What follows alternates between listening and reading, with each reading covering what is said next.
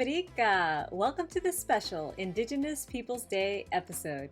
I'm Priscilla Colon, co-founder and creative here at Casa Reito, where our mission is to promote the Taíno language and culture. Recently, I got the chance to present on the Taíno Extinction myth at a local community in South Portland, Maine. I was greeted by warm and kind people who were there to learn and share in our history. I got the opportunity to meet Pedro Vasquez, a fellow Taíno and Boricua, and the chair of the Human Rights Commission for the city, as well as the mayor, Deca Dalak, the first African-born female mayor in the United States and the most kindest human being you will ever meet. We got the chance to chat and connect about language similarities. Now, here's our special presentation. Please enjoy. Pedro Vasquez. I'm the current chair of the South Portland Human Rights Commission. I'm also a community leader and advocate and human rights defender. And I'm thrilled to be with you here today as we welcome these very special folks on this Indigenous Peoples Day to share their work with us. Their work in terms of decolonization, their work in terms of language reclamation, and to share this story with you, this shared history that we have, as Indigenous people who sometimes are not recognized as such. We're looking at 530 years in a couple of days when, European explorers, some would say invaders, came across the Atlantic and landed on the shores of our ancestors and forever changed the history of our world, and I'm talking about all of us. When we're here, we're thriving despite being in systems that aren't really designed for us to thrive. We look to the ancestors for guidance and for the way forward, and part of that is reclaiming this language and this culture that has long been considered as extinct or dead, and of course is anything but. So I'm really proud to present to you my dear friend as of today, Priscilla Colon, who is from the Casa Reito. She is a Taíno writer, artist, teacher, and a self-described language nerd. She shared her passion for education, working on language programs for more than 20 years. Her career has spanned all age groups, from children in grades pre-K through 12 to adult learners, and with languages as diverse as Spanish, Mandarin Chinese, Arabic, and Baluchi, among others. Her experience is educating teachers and students alike through books, online courses, music, film, and more has led Priscilla Colon to what she considers her life's mission, to bring healing to her Indigenous community by teaching and promoting the language in the Taíno culture. So if you would help me welcome Priscilla to share.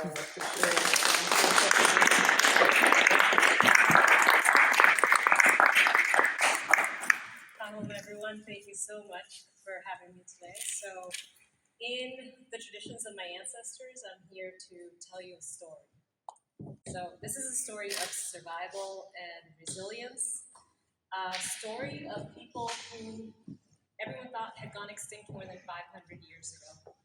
And this is the story of the Taíno language and people. And as you can clearly see, they're not just surviving, but they're thriving against all odds. So most of you here may not know this, but you speak the Taíno language. Use it every day and you don't realize it. And this is why it's important for you to know our story as well. So you see it in words such as barbecue, potato, maize, manatee, savannah. You use these words every day. And all of these words come from the Taíno indigenous language. So how come you didn't know about this, right? Well, I gotta take you back to 1492. So in school, I'm sure you all learned that little rhyme. I know I did. In 1492, Columbus sailed the ocean blue. But they don't really tell you what happens after that. And there's a huge silence. So the so-called Indians that Columbus met on that day are the Taíno Indigenous people. And so they were the first people of contact with Europeans when they came in 1492. And so the Taíno language was the first language of contact, and that is why it has had such a huge impact, not just on English and in Spanish and French, but in languages all over the world. So, for example, I was speaking to a Persian Farsi speaker, and he was going through some of the words, and he said, those are the words that we use too. So this language is huge, but it's silent, really, because no one really knows it. So one of the things you need to understand about the Taíno people is that the traditional homelands are in parts that you very much recognize. So places such as Florida, many of the islands of the Caribbean, Puerto Rico, where my ancestors are from, Haiti and the Dominican Republic, Cuba, Jamaica, the Bahamas, the Virgin Islands, and so many of the other islands of the Western Antilles. This was a hand language that really just was used all over the Caribbean. Because, really important to know, the ocean, the Caribbean Sea, did not separate us as people. This was a hub of commerce. This is where North, Central, and South America came to meet. They're finding evidence of jaguar bones and jade and turquoise from the southern parts of the US. The guinea pig didn't cross the Caribbean Sea to go to our shores. So this was a huge area of commerce and trade that connected all of the Americas before the Europeans came. So this is where the world on this side came to meet, before the Europeans came. One of the things you need to know about the language, however, is that it was mostly, and I say mostly because there's been evidence to the contrary recently, it was mostly an oral language. It was passed down from generation to generation through stories, just like the ones I'm sharing here today. And that is how they passed down, our ancestors passed down the tradition. But without a set writing system, when the Europeans first came, they just started writing whatever it was that they heard. And so you can imagine that the words got mixed up and sounds got left out, and one little word could become many different words. So let's take, for example, this. This is a hammock. It was brand new to the Europeans, revolutionized shipping. They started using hammocks on ships to fit more people in the ships. They'd never seen that before. So when they heard the word hammock, I'll tell you what the original word was. It's hamaca. That's the Taíno indigenous word. So when it became incorporated into the Spanish language, it became hamaca without that ha at the beginning. In English, it became hammock without that ka at the end.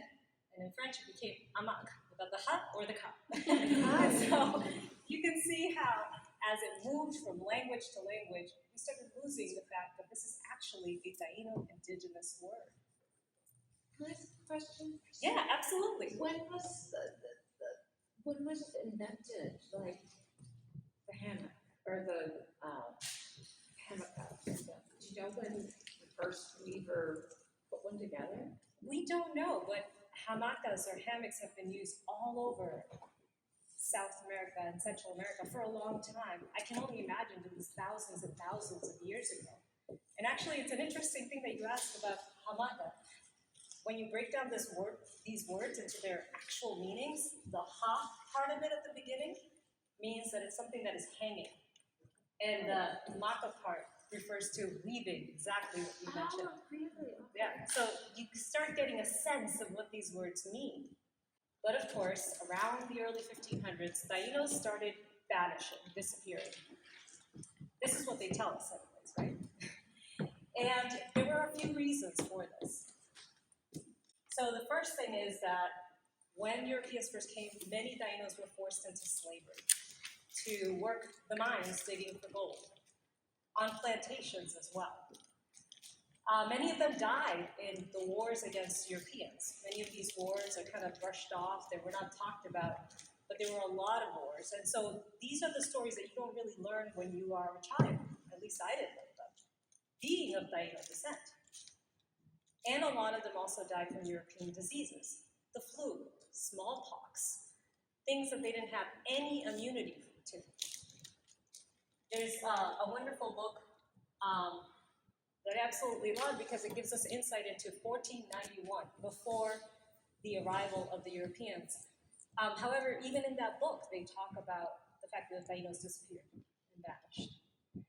And it's estimated that about 95% of all indigenous Americans that were wiped out by European disease in the first 130 years after contact. So you can imagine why the Taíno extinction myth is still so pervasive. They were the first people to contact. Of course, they must have been wiped out, right? But recently, historians have been going through the documents, really analyzing what was happening. And we're seeing evidence from all kinds of different sciences. One of the things that our ancestors told us, our grandparents told us, is that we hid in inaccessible areas such as mountains and cave systems. And that actually is being proven now with genetic studies, for example, that can find huge pockets of indigenous populations in certain areas. The other thing that happened is that colonial governments simply stopped counting Taínos. This is what is called in the community as paper genocide. So it was easier to just stop counting them and say, we're not going to go trek through these jungle mountains to see if we can find some Taínos, just to put them on a piece of paper to tell the king and queen about it, right? So that is another thing that happened, and actually more conveniently so. There was a reason why this paper genocide was happening, on top of the fact that it was hard to trek through mountains. It allowed them to then ask the king and queen to send more slave labor from Africa. So all of these things are connected. But of course, throughout the years, we started seeing how Taínos were actually marrying Europeans and Africans who were later brought over as slaves. So the fact is, Taínos weren't disappearing. It's just that their language and the culture before colonization was changing. They were becoming an amalgam of these new cultures and these new languages. So they started speaking the more dominant languages, but still interweaving, as you know, in English, the Taíno language. Some wonderful things that are happening nowadays also is anthropologists are pointing to evidence of cultural continuity. Everything from the foods we eat, the way that we cook our foods, the way that we harvest by the moon, the herbal remedies that have been passed on from generation to generation point to evidence that the Taíno culture is still there. It's just hidden, mixed in with everything else. Archaeologists are finding artifacts that look like they were made by real Taínos hundreds of years later after the supposed extinction. And one of the biggest pieces of evidence that most of us Puerto Ricans are so happy about is that Puerto Rican geneticists in the early 2000s finally proved that Taíno indigenous DNA survived, and that about 61% of modern-day Puerto Ricans carry that indigenous DNA. And this is wonderful that science is finally catching up, but all of this is now being used to prove what our grandparents and our great-grandparents have been telling us all along, that we are Taíno. So, as a language nerd, I happily accept that title. I'm excited because we are bringing back the Taíno language. There are linguists who are reconstructing this language, who are using the remnants, about 500 words and phrases. That's very little for a language, but they're using those remnants in English, in Spanish, in French, and so on. And then putting them together with sister languages from South and Central America. Now, these are sister languages because they're related to Taíno, and they still have surviving speakers. So we can create a new language. It's not going to be the language of 500 years ago. That was different. But it's a new language now, using those pieces that remain. And that's what's really exciting for me, having worked in language programs for so long. So this is actually where my story begins. So to tell you a little bit about me, it was 2019. I had just turned 40 years old. And I had amazing family, great career. But I didn't know who I was. And that was a real problem for me. I had no connection to my ancestors because I'd grown up with the Taíno extinction myth. I read it in all of my school books growing up. In college, I saw it repeated. And the only thing I really knew was that my parents told me that I was Taíno. But it's not like they could point to one thing. They couldn't say, something tangible like, this is what makes you Taíno. I didn't walk around with feathers on my head. I didn't do things that I thought were quote-unquote indigenous. And so I got this urge to really start researching, specifically language, because that's one of my passions. So I started researching, and I was finding little dictionaries here and there, the same words that I already knew. But it wasn't until I found this amazing book. So this Puerto Rican Taíno linguist had created a new reconstructed modern language using the remnants of our language, some of the easy to learn grammar, and also having to create vocabulary for things that didn't exist. There were no planes and trains in the 1500s, so there had to be new vocabulary that had to be created. And the thing that got me the most was it was easy to learn grammar. And we all know, if it's not easy to learn, no one's going to learn it, and the language dies, right? And so that's when I realized, it's like, this is why I've been in language programs for 20 years. This is why I've worked with languages like Belushi that until recently didn't even have a writing system. Because I know how to teach teachers to teach these languages, and I know how students best receive them. So now I was realizing that I was connecting to my ancestors in a new way and using all these skills and experiences that I've had to be able to continue and do something for the community, really. So at this point, I got to work. And my husband and I started Casareito, this tiny little organization. And I was like, okay, we're going to do something. I don't know what it is, but we're going to do something. So I said, well, I watch a lot of YouTube videos. I'm sure other people do too. Let me start posting on YouTube. And I started creating these short 7 to 10 minute lessons, teaching someone, okay, here are some few words. Let's start stringing them together. We can start speaking the language. And then also teaching the culture. Because as you saw from that little demonstration, you need to know the language and each piece of the language to understand what the culture was like too. The other thing we did was we completely tore up our lawn. We'd always gardened, but this time we tore it all up and we said, we're going to plant fruits and vegetables. We're going to get back to the way our ancestors grew food, and we're going to grow some of the typical foods like potatoes and document it and teach people that it's easy to do, and then they'll also get to learn the language along the way. And one of the things that I have always been near and dear to my heart is children, and I know that the newer generation has to carry this on, so I started writing and illustrating children's books so they can learn about the language and the culture, giving them what I didn't have as a child. Did you bring them? Yes, I did. Thank you so much. And so one of the things that happened after that, within a few months, I started getting comments and notes and emails. The first one, and it always brings tears to my eyes, was from this young man, 15 years old, and he said, I'm learning Taíno with your videos. I'm going to teach my kids, and I hope that they teach their kids. And in that moment, I realized the enormity of what was happening. That in trying to heal myself and trying to connect to my roots, I was not just touching one person, I was touching his children and the children after that. I've had people write things like, my mother passed, and your videos are helping deal with my grief because I get to honor her in our past. And recently, this man emailed and he said, I had to tell you, I started watching your videos with my children, and then I told my mother about them, and now my mother and I text in Taíno. And I thought, can you imagine? In 1492 and in 1493, our ancestors, thinking that 530 years later, this language that was supposedly dead now is being texted, right? Using modern technology. So in doing this work, I was not only starting to heal myself and reconnect, but I was also helping our entire community develop those roots, reconnect to our ancestors, and flourish.